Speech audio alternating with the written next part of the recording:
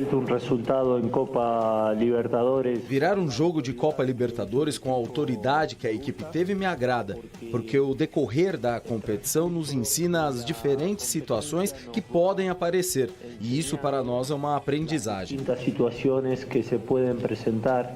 E isso para nós é um aprendizagem. E como o Tajeres venceu o Barcelona de Guayaquil na partida preliminar, o tricolor garantiu vaga nas oitavas de final da Libertadores.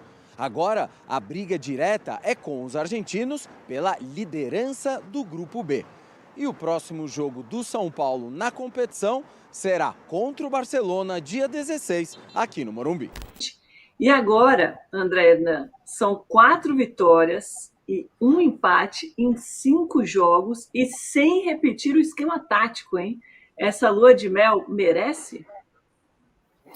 Vamos com calma. Eu vou trazer alguns bastidores sobre o Zubeldia. O Zubeldia, a avaliação ela é ótima, ela é excelente em relação ao trabalho dele. Por quê? Porque o Zubeldia ele tem otimizado o tempo ou a falta de tempo com os jogadores na base do vídeo, na base da conversa, na base da reunião, na base... outro dia me disseram que ele juntou 4 jogadores da mesma posição e discutiu, onde você gosta de jogar, como é que se sente à vontade, nos clubes anteriores, como é que você desempenhou, como é que você chegou aqui no São Paulo. Então o Zubeldia está na base da conversa, tentando extrair para conhecer os jogadores. Isso tem sido muito saudável, isso tem sido muito legal e os jogadores têm gostado desse tipo de papo, né? Então o trabalho do Zubeldia internamente é muito bem avaliado. Só que existe uma ala dentro do São Paulo, enquanto a gente vê o grupo aí e o São Paulo já classificado junto com o Tajeres e Atlético Mineiro para a próxima fase da Libertadores, existe uma ala dentro do São Paulo que ainda prega a calma, a tranquilidade e o pé no chão. Por quê? Porque na análise interna, os adversários que o São Paulo venceu foram adversários não muito fortes. Vamos colocar Cobressal, vamos colocar aí o Vitória, que não vive um bom momento no Campeonato Brasileiro, né? Ainda está se ajustando, e a vitória, claro, em cima do Águia de Marabá pela Copa do Brasil, que é um time que disputa a Série D, né? Então, assim, são adversários tecnicamente inferiores.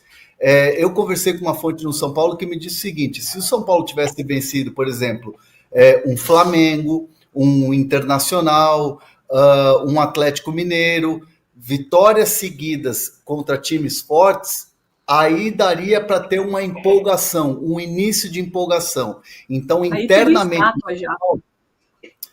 internamente no São Paulo teria uma outra análise. Então, hoje a análise é muito positiva, o São Paulo vive um momento de paz e de caminho a ser percorrido, mas sempre com o pé no chão, porque os adversários ainda na análise são adversários teoricamente fracos. Com Michel Araújo pela direita. Foi. E o Ferreirinha pela esquerda. O Ferreirinha está acostumado a jogar pela esquerda. O Patrick muito aberto, né? Como lateral esquerdo. Mas aí você perde justamente essa jogada do cara que pode ir no fundo, cruzar. E o São Paulo estava travado no jogo. Travado, completamente travado. Aí toma o gol. Numa bola perdida pelo Bobadilha no meio de campo. Isso. Saiu jogando mal, o São Paulo estava um pouco desorientado naquela saída de jogo ali. Aí, rapidamente, o Cobressal chegou à área e fez o gol. Logo depois do gol, ele muda, ele inverte.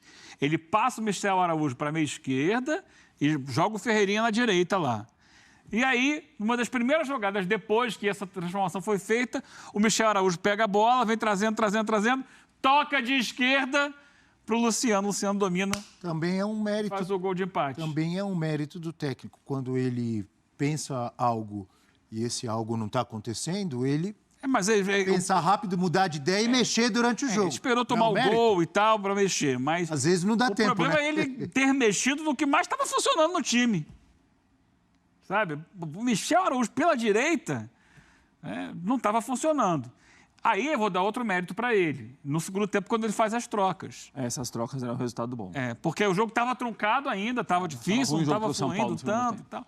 E aí ele saca Eric, Galopo, que foram muito bem contra o Águia de Marabá semana passada por aquele lado direito, né? E Lança, que também jogou semana passada. Olha a importância, né, Abel? de você usar esses jogos para rodar o seu elenco. Jogadores que dão resposta, você sabe que pode contar com eles por um momento difícil.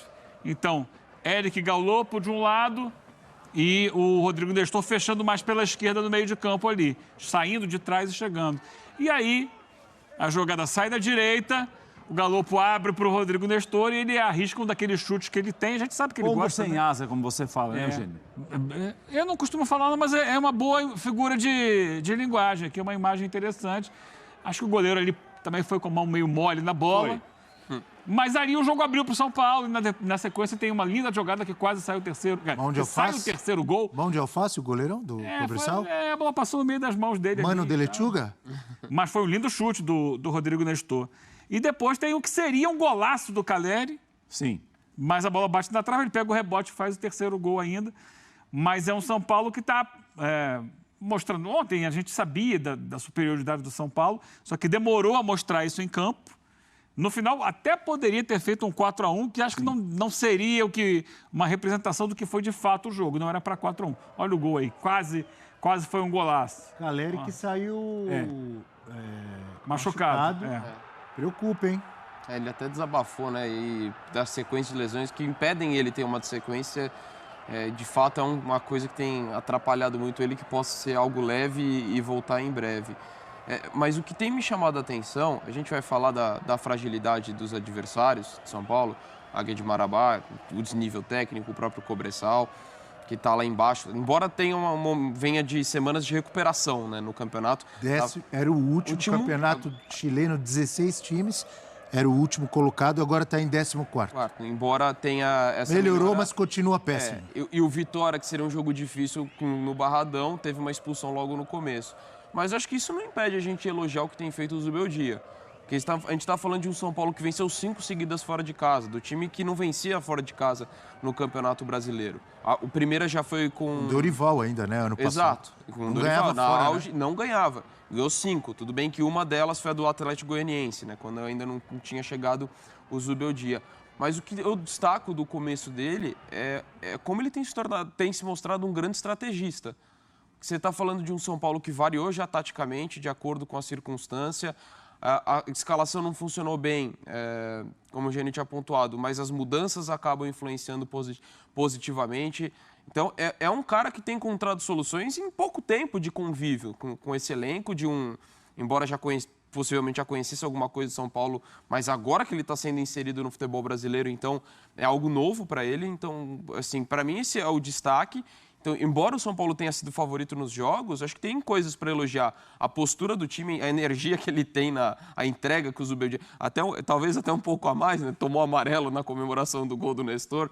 Exagero do árbitro também, né? Não pode comemorar o gol, pô? Também, esse é um fato. Mas, assim, de qualquer forma, é um cara que tem muita...